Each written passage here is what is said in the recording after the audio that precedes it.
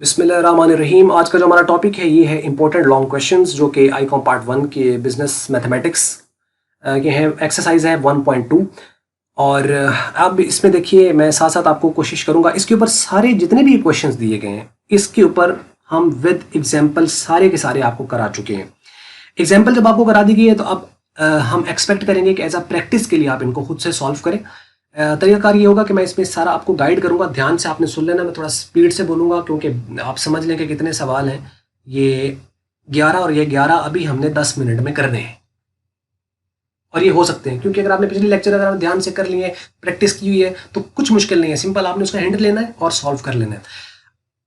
ना समझ लगे फिर भी आपको कोई क्वेश्चन सॉल्व नहीं होता है, वाकई नहीं होता है, तो उसको आपने कमेंट्स में बता देना है। उसके ऊपर मैं वीडियो अपडेट करूंगा, लेकिन उस पर जिस पे आपको रिक्वायर्ड है। ऐसे ना सारे हम कराई जाए। पहला क्वेश्चन है यहाँ पे देखें जरा। वो कहता है if a pole of height 20 feet casts a shadow 24 feet. एक पोल है उसका वो 20 फीट का है, ये उसकी लंबाई है। उसका जो साया बनता है वो 24 फीट का बनता है। How long a shadow would be for a pole of height 30 feet. अगर एक 30 फीट का एक पोल हो तो उसका शेडो कितना बनेगा। लास्ट बात है 20 फीट का 24 है तो 30 फीट वाले का ज्यादा ही शेडो बनेगा ना। तो इसका मतलब अगर ये हाइट बड़ी है तो शेडो भी बढ़ेगा। तो कौन सा प्रोपोर्शन है? डायरेक्ट प्रोपोर्शन है। डायरेक्ट प्रोपोर्शन आपको कराया गया, उसके अकॉर्डिंगली आपने इसको सॉल्व कर लेना। If the price of the 3 suit each of 6 metre, 3 suit हैं और उसमें हर एक 6 मीटर का है। तो ये जो सूट है असल में तीनों सूट कितने मीटर के हुए? 18 मीटर के, क्योंकि 6 मीटर का एक है, दूसरा भी 6 मीटर का, तीसरा भी, तो 6 जमा 6 जमा 6 या 6 3 जार, ठीक है। तो 18 मीटर की असल में कॉस्ट कितनी है? 441। या चले हम ये कहते हैं कि 3 सूट की कीमत कितनी है? 441।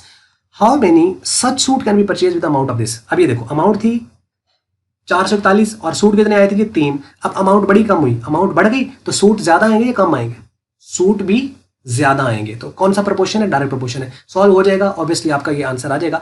आगे जो ये पार्ट है ना, also find the per metre price of if the of the cloth. Per metre price of the cloth कि एक जो क्लॉथ है उसका आपने पर मीटर प्राइस फाइंड करनी है। तो जो पर मीटर प्राइस है वो कैसे, वो आप यहीं से फाइंड कर सकते हो। ये देखो 441 जो है ये 3 सूट की कीमत है। अब आप इसको तीन पे अगर आप इसको डिवाइड कर दो तो एक सूट की कीमत आ जाएगी। वो जो एक सूट की आएगी, एक सूट 6 मीटर का है, अब आप उसको 6 पे डिवाइड कर दो तो पर मीटर निकल आएगा, यहीं से निकल आएगा। या आप डायरेक्टली भी इसको क्या कर सकते हो, क्योंकि ये 3 सूट की कीमत है, या हम ये भी तो कह सकते हैं ना कि 18 मीटर की ये कीमत है। क्यों? क्योंकि 6 मीटर का एक सूट है तो 3 सूट की 18 मीटर बनेगा। तो आप इसको डायरेक्टली अगर 18 पे डिवाइड कर दो तो वो पर मीटर प्राइस भी आ जाएगी। तो ये आपने कर लेना इस तरह, और ये रटना नहीं है चीजों को। जैसे आप प्रैक्टिस कर लें और सोचें खुद से। जब आप इसकी प्रैक्टिस इस तरीके से कर लेंगे तो ऑब्वियसली फिर क्वेश्चन आप किसी तरह का भी कर पाएंगे इसका प्रोपोर्शन के हवाले से। अच्छा, अब नेक्स्ट है the distance between Lahore to Peshawar is 380 kilometres. अब ये 380 किलोमीटर फासला है, ये डिस्टेंस हो गया 380। Car runs at a speed of 45 kilometre per hour. 45 kilometre फी घंटा की रफ्तार से जो है वो कार चल रही है। अब इसमें दो चीजें हमें मिल रही हैं। ये जो स्पीड है, जो कि रेट है, इसमें दो चीजें मिल रही हैं। वो कैसे कि 45 किलोमीटर जो कि डिस्टेंस है और पर आवर ये 1 घंटा ये टाइम है। तो इसका मतलब है कि यहाँ पे हमारे पास एक तरफ जो हमारा लेबल है वो डिस्टेंस है और दूसरी तरफ लेबल हमारा टाइम है। अच्छा, अब डिस्टेंस था 45 किलोमीटर तो टाइम लगा 1 घंटा। डिस्टेंस अगर 380 किलोमीटर हो जाए तो टाइम कितना लगेगा? फासला बढ़ा या कम हुआ? 45 से 380 हो गया, फासला बढ़ गया तो टाइम ज्यादा लगेगा कम लगेगा? टाइम भी तो ज्यादा लगेगा ना, टाइम भी ज्यादा लगेगा इसी रफ्तार के ऊपर। तो इसका मतलब ये है कि ये भी डायरेक्ट प्रोपोर्शन है, डायरेक्ट प्रोपोर्शन से ये सॉल्व हो जाएगा। तो फासला बढ़ा तो टाइम भी ज्यादा लगेगा। अच्छा, अब उसके बाद है एन आर्मी ऑफ फॉर्मेशन। एक आर्मी उसकी फॉर्मेशन है, टोटल उसकी जो फॉर्मेशन है वो 900 आदमी है। Has a food stock for 30 days. 30 दिन के लिए खाना पड़ा है। 900 आदमियों के पास 30 दिन का खाना पड़ा है। एक तरफ मेन है और एक तरफ डेज है, ठीक है, टाइम भी आप कह सकते हैं इसको। अब 900 आदमी 30 दिन खाना, जो भी उनके पास खुराक पड़ी वो 30 दिन चल जाती है। Later on 150 army man leave the formation. बाद में 150 आदमियों ने जो है वो फॉर्मेशन को छोड़ दिया। अब जब छोड़ दिया है तो इसका मतलब क्या है? 150 ने छोड़ दिया तो पीछे कितने बच गए होंगे? 750। अब हम गलती कहाँ पे करते हैं? 900 आदमी हमने लिखा, आदमी 900 है, आगे टाइम में लिख दिया 30, और आगे हम उसके बाद जो है वो 150 जब हम माइनस कर देते हैं उसमें से, तो वो हमारे पास क्या आ जाता है 750। जब 750 आ जाएगा तो उसमें क्या होगा कि कैसे आया कि 900 में से 150 हमने माइनस कर देना। अब होता किस तरीके से है कि हम गलती करते हैं 150 वहां लिख देते हैं, 150 नहीं लिखना है, वहां पे 750 लिखना है।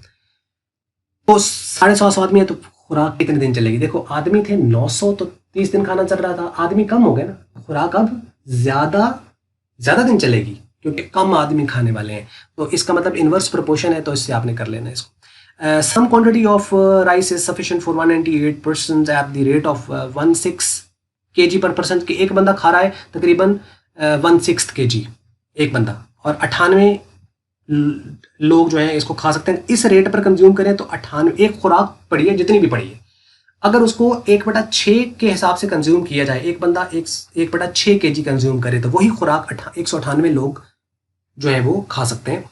अब वो कहता है कि for how many persons the same quantity of the rice is sufficient if each person is to receive 1/8 kg of rice। अब 1/8 kg अगर वो रिसीव करना शुरू कर दे, 1/8 का क्या मतलब है? 1/8 का मतलब है कि कंजम्पशन उनकी कम कर दी गई है।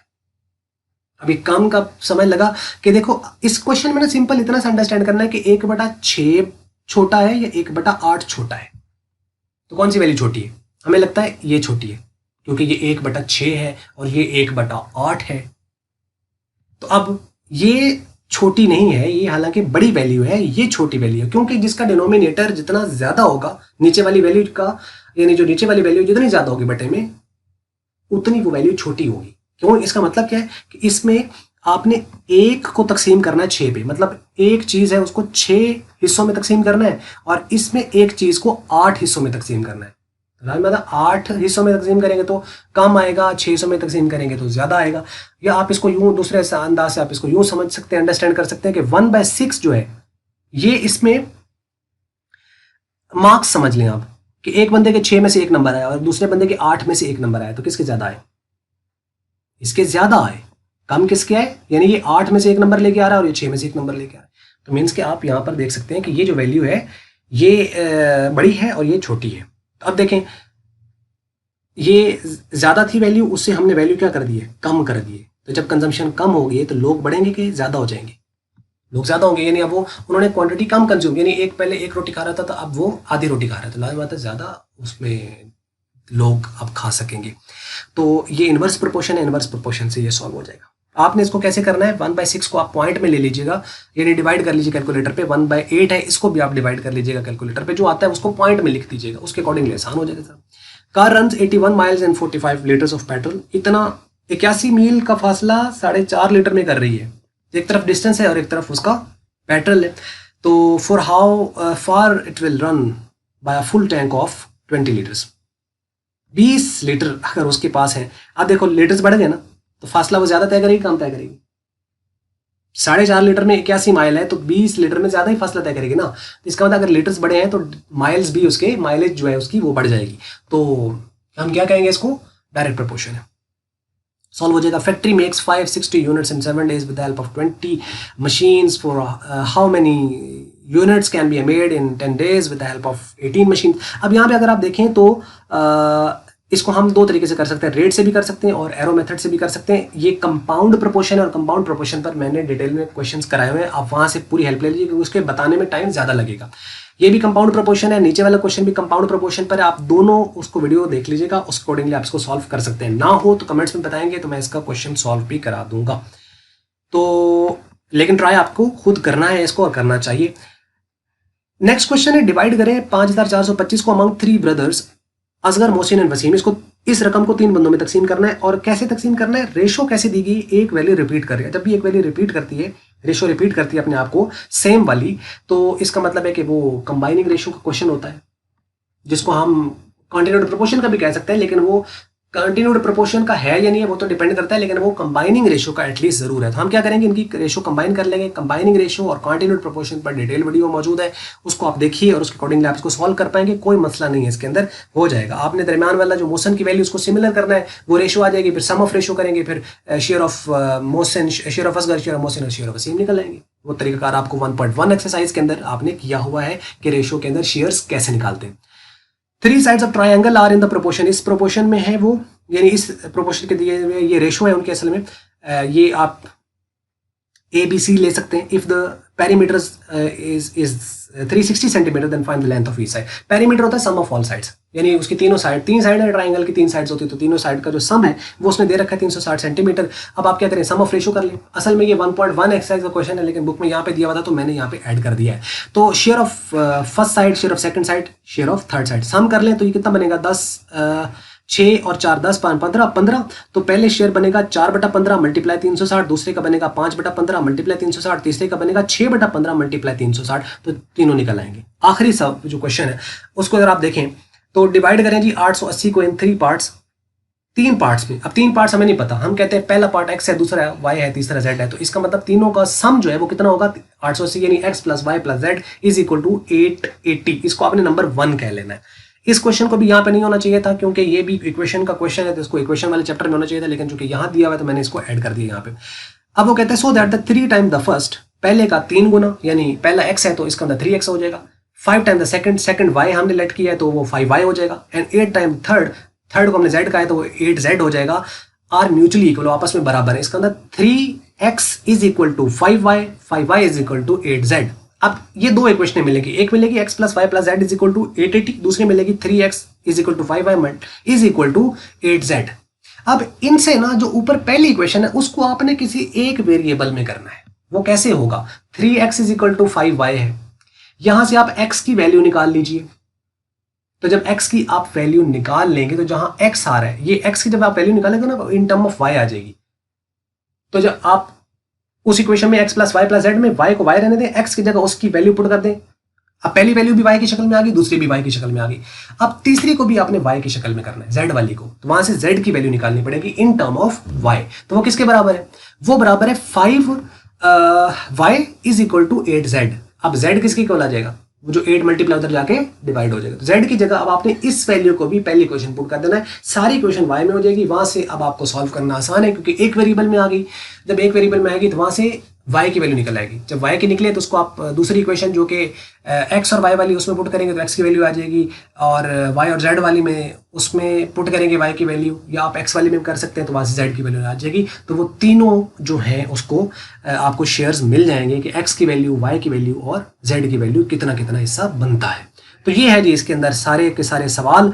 इसको आप ट्राई कीजिएगा, उम्मीद करते हैं इसको आप कर पाएंगे क्योंकि मैंने अपनी तरफ से ज़रा स्पीडली आपको गाइड कर दिया जितना मैं कर सकता था। इसके अंदर कोई क्वेश्चन हो, कोई प्रॉब्लम हो तो आप कमेंट्स में बताएंगे, तो इंशाल्लाह मैं कोशिश करूंगा उसको मैं अपडेट कर दूँ। बस ये थी वीडियो। अगर आपको मल्टीपीडिया की वीडियो अच्छी लगी तो उसको आप लाइक कर लें, शेयर कर लें दूसरों के साथ। अगर आपको अच्छी नहीं लगी तो आप कर दें डिसलाइक, और वीडियो देखने का हमेशा की तरह बहुत बहुत शुक्रिया।